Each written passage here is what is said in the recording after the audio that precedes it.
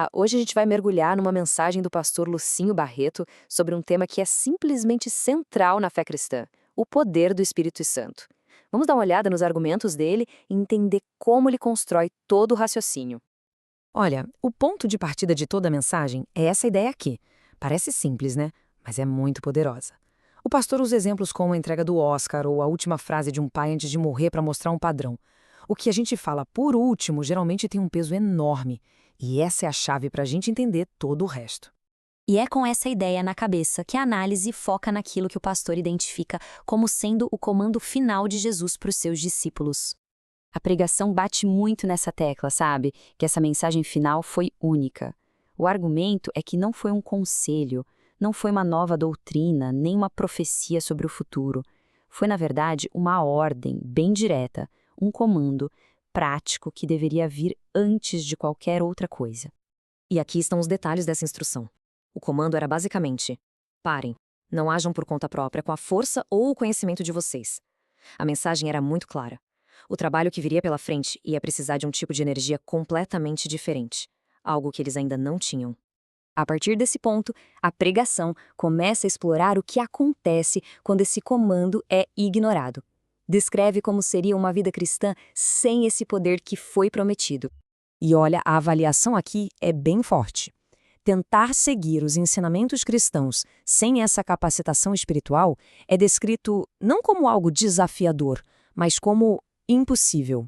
E o motivo apresentado na mensagem é que a cultura ao redor, que o pastor descreve com termos como relativismo e woke, seria tão forte que acabaria engolindo quem tentasse resistir só com as próprias forças.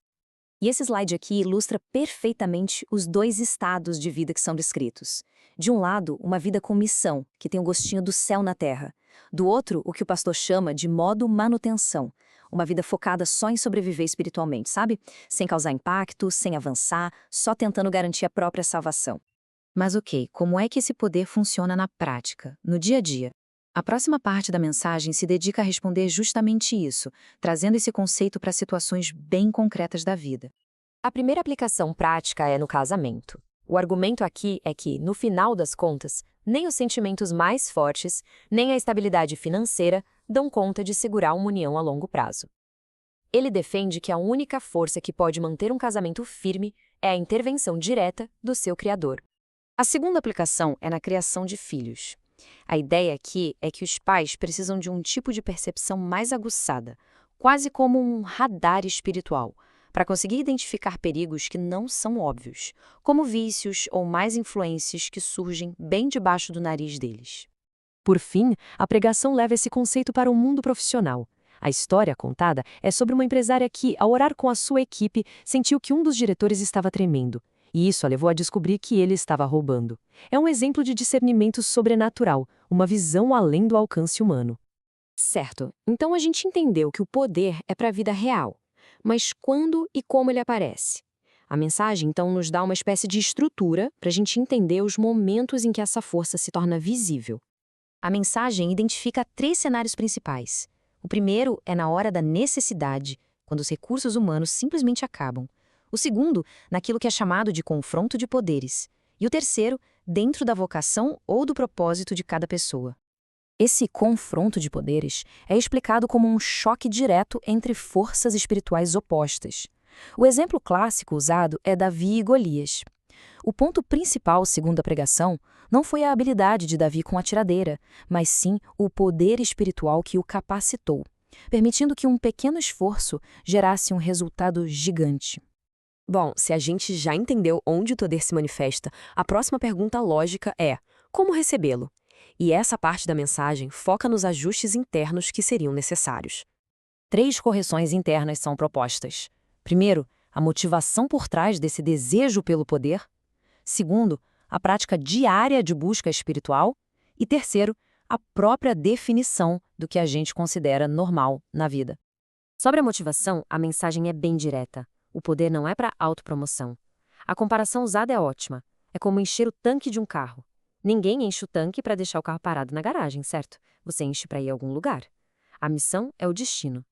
A terceira correção tem a ver com expandir as nossas expectativas. Redefinir o normal significa não se chocar com o sobrenatural e estar disposto a agir de formas que podem até parecer loucura para os outros, como orar por um estranho num avião, que é uma das histórias contadas pelo pastor. E agora a gente chega na conclusão da mensagem, que pega essa discussão toda, que parecia ser pessoal, e a eleva a um nível de impacto mundial. O ponto final amarra todas as ideias.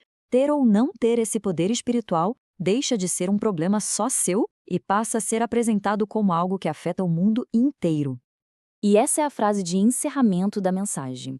Ela coloca a busca por essa plenitude espiritual não como um ato de desenvolvimento pessoal, mas como uma responsabilidade global. Ou seja, nessa visão, o estado espiritual de cada um teria uma consequência direta e mensurável na condição do mundo. Isso nos deixa com uma reflexão final que resume bem o coração de toda a mensagem. A pregação cria uma ponte direta entre o micro e o macro, entre a vida interior de uma pessoa e o destino de todos nós. Uma ideia e tanto para se pensar. Obrigado por acompanhar essa análise com a gente.